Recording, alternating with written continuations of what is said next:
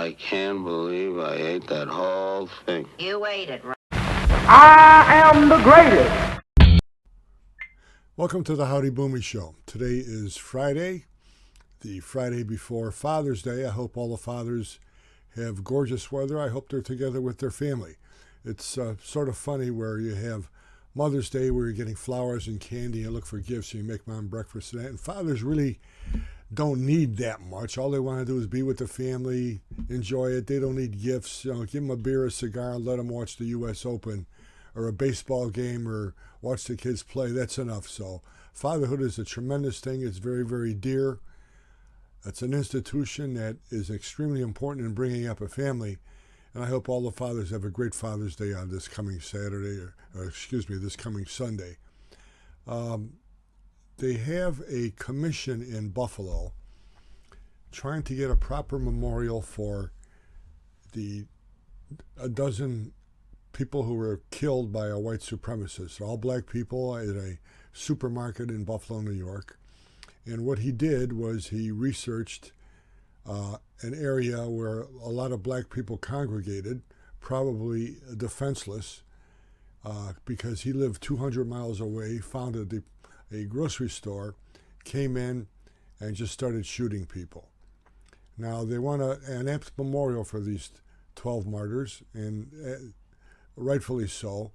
But at the first meeting that they had this past week, I was just looking at the minutes, and a day of honor, a day of service, something with lights on it, maybe a fountain. There wasn't a lot going on, and I am steadfast in this, that I am old enough to realize that this has been going on for eternity, at least since I can remember.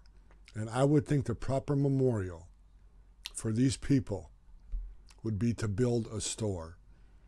This man found that people congregated at the store because the black community is underserved. Why is that? There's no stores there. Why is that? A wild guess. Crime. I think they have raised about $7.5 million distributed to the survivors and people affected by it.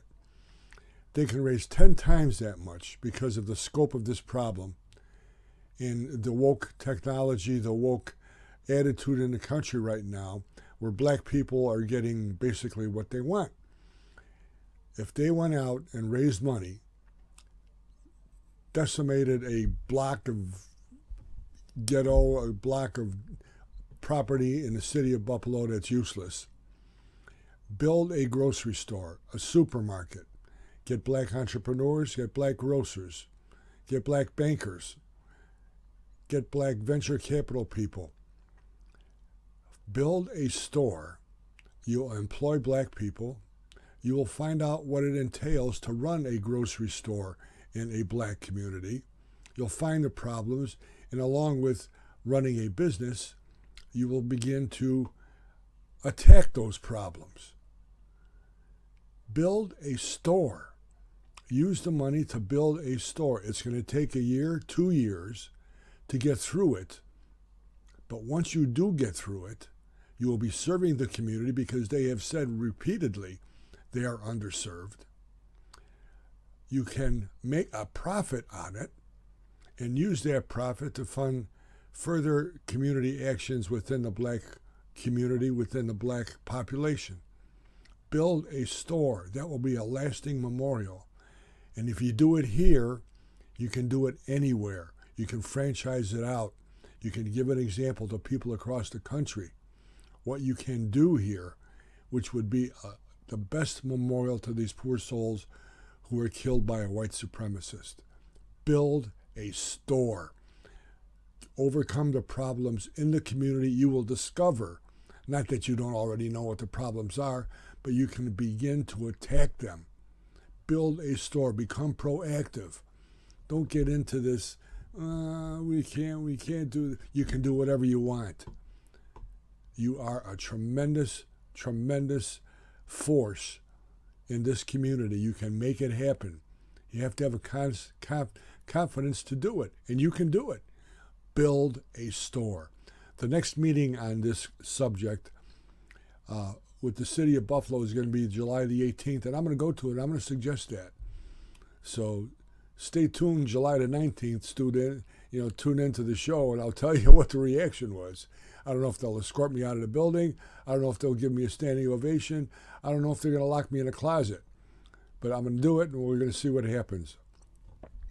I saw where Representative Comer, a Republican who is investigating the Bidens, says he has documentation through bank records that the Bidens have received over $30 million from foreign entities.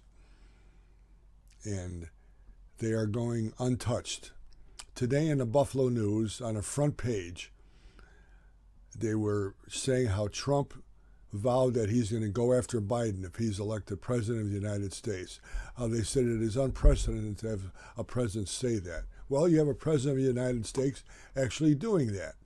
The special counsel, Smith, was appointed by Joe Biden for one purpose and one purpose only, to get Donald Trump. The FBI, the CIA, the Department of Justice, Merrick Garland, the previous FBI administrators, get Trump. But the front page news on the Buffalo News today is Trump is saying that. Trump might say it, the Democrats are actually doing it. Do you see that on the front page? Do you see anything about Hunter Biden on the front page? Do you see anything about the $30 million in bribes on the front page? Of course not, because the Buffalo News is a mouthpiece of the Bidens and the Democratic family. It's what you're going against if you are basically a middle-of-the-road American going for the facts. You won't get them because the press is not going to give it to you. Biden's their boy, the Democrats are their boy. Come hell or high water, they're going to destroy Trump. They're going to destroy DeSantis. They're going to try to destroy any Republican before the election, unless something catastrophic happens and they actually have to report the news. And they're going to see that people are watching news and people are buying newspapers again to read about the scandals of the Biden family and actually how we can make America great again. Today is Friday, and we should have our award, the Schiffhead of the Week, which is named after Adam Schiff, the designated liar of the Democratic Party. And there's a tie. There are 20 Republicans who voted in the Congress and the House of Representatives today not to censure Adam Schiff for all the lies he told during the Hillary Russian collusion, Donald Trump and the Russians in the election. He kept on repeating those lies, kept on repeating it. They were going to censure him, but 20 Republicans voted not to. Why? I have no idea.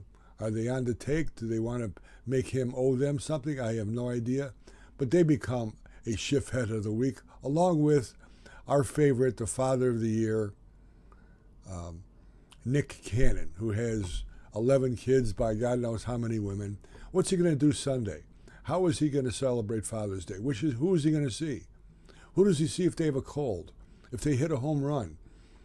If they graduate from kindergarten? If they're sick at night? Who does he go see then? Has anybody interviewed Nick Cannon's father and found out what he thinks about this? Our Schiffhead of the Week, a tie. The 20 Republicans who voted not to censure Adam Schiff, and our favorite Father of the Year, Nick Cannon. I hope you have a great Father's Day. I hope the weather is fine for you. I hope you enjoy the family. I hope you have a great weekend. God bless you. God bless America. Go to howdyboomy.com for great gifts for baby boomers. Watch the Howdy Boomy video of the Howdy Boomy Show on YouTube. Have a great day. God bless you. God bless America. And so, my fellow Americans, ask not what your country can do for you. Ask what you can do for your country.